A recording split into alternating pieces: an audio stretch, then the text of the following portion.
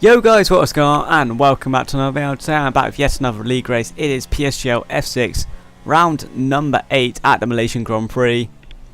And coming into this race, I had done quite a bit of practice after the no other word for it, embarrassment that happened in Singapore. I was determined to prove that I was actually quick, and I was actually a title contender. So I had done a lot of laps on this track, and I was feeling pretty confident. Once again, this is one-shot quali because we did do short qualifying and I did actually get pole position. But my Wi-Fi decided to have a meltdown as we were loading into the race, so we had to restart.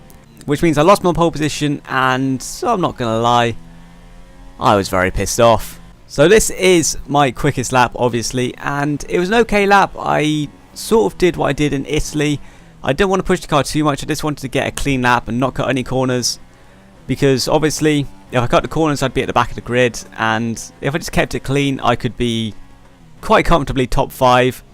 So this definitely wasn't the quickest lap I could have done. And coming out of the final corner, DRS open as you come up to the line.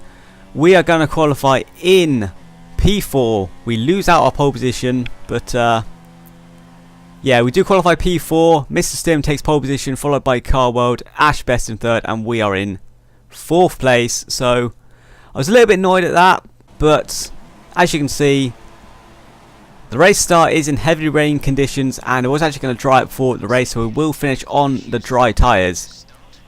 So I didn't really know how I felt in the rain. Obviously I wasn't as quick, but I knew that I could keep it consistent and just hopefully make it through the field. I'd done some practice with Car World before this race, with wheel-to-wheel racing around this track. So if I did have to battle someone, I felt more confident.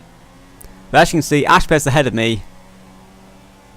I mean, I don't really know what happened. He sort of just loses the car mid-corner, which gave me a boost of confidence. I knew that he's going to struggle on this track, since he couldn't handle the formation lap. So that gave me a boost of confidence. But as we line up on the grid now, starting in 4th position, we're still a title contender, but we really need to get some decent points here.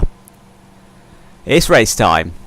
So here we go. We have 3 lights, 4 lights, 5 lights, and it's lights out and away we go. Yellow flags already. So great game, but it's a decent start. Carwold and Stim going side by side. Carwold actually forcing him into the pit. And yeah, I got the better exit of Ash Best, coming around the outside at turn 1. Mr. Stim doesn't really look like he tries to make the corner at all. Very much a Vettel-esque line there. We're still side by side of Ash Best, and we're battling for 2nd place now. Ash Best with the inside line and the better traction out of turn 2. He takes back 2nd place, but I knew I was quicker than him. We're trying up the inside, and the virtual safety car has been deployed because Stim got hit at turn 2, and you can see it on the mini-map. He is stuck at turn 2, so disappointing for him, but as he is my title contender, I was quite happy. But the virtual safety car has ended as we come to the end of lap 1. Ash Best just really struggling just in general around this track. We have the slipstream of the Mana car. We're going to look up the inside. I was a little cautious driving with him because I didn't really know what he's going to do. He's very late on the brakes into final corner. Still side by side on the exit. I think he's got the best line for traction. We try and get traction, but he actually turns in on us on the exit. But we do have the straight line speed, and we do get ahead of him up into 2nd place. But he will have our slipstream down the rest of the straight, heading down to turn 1 now. I saw his arrow, and honestly, I left him a little bit of room. Sort of expected him to go for it, but he fully committed. Luckily managed to hold him off. But a very, very audacious dive bomb from Ash Best there. Come around turn 3 now. And if you think that dive bomb was bad, just wait till we get to turn 4. Coming down to turn 4 now, I go turn for the corner, and at the last minute see the arrow, and luckily don't turn anymore. Ash Best absolutely bottles it, and we move up into 2nd place. Coming to the end of lap 5 now, Carwold has pit 40 intermediate tyres, so we follow him in. And this track was kind of weird for the wet tyres, because it didn't look like it was Inter's weather, but it definitely was. I did do some wet running for practice, and it was kind of weird, but Carbo does come in for intermediate tyres, as do we. We actually hold him up in the pits, so that's going to gain us a little bit of time. But fitting the intermediate tyres now, we are going to come out. There are a couple of cars that actually stayed out on the wet tyre, so it was a good chance to check was I on the right tyre. We're going to come out in sixth position actually, as Levi gets out in front of us on the wet tyre. And you can see by his line in turn 1, I was on the right tyre, so that was a boost of confidence. We come around turn 3 now, we sit behind Levi. Obviously, he has no right to let me pass, but he loses it through turn 3. Luckily, we avoid him and move up into P5. That was a little bit scary, I'm not going to lie.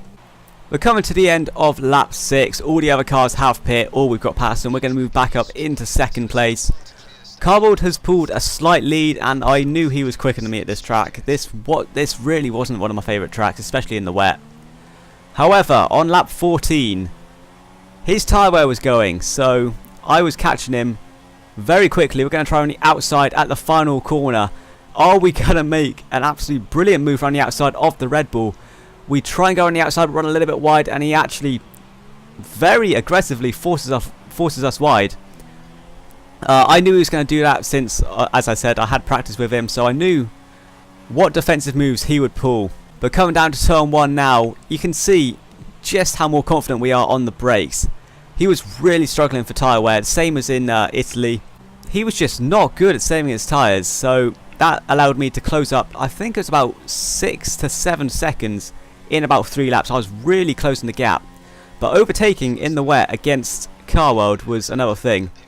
Coming down the main straight now on lap number 16, we're in the slipstream. We're going to go around the outside at turn 1. He kept forcing me to the outside, and I was getting slightly annoyed. We're trying to hold it on the outside. A little bit of contact. We tried for the cutback and tried going around the outside of turn 2, trying to get the better traction. But I don't know, I just really struggled with traction out of turn 2. It looks like we've matched the Red Bull. And staying in the slipstream at turn 3 was very difficult. It was just in the wet. Very easy to lose the back end coming out of turn 4. Right onto the back of the Red Bull, but in sector 2 there's just nowhere to overtake at this track. You really have to do it down the main straight. But further on in lap 16, coming into sector 3, he gets a puncher. I didn't know that at this point. I thought his controller disconnected because he slowed down quite a bit. I didn't actually see he had a puncher. But after the race I found out he did have a puncher, so we move into first place.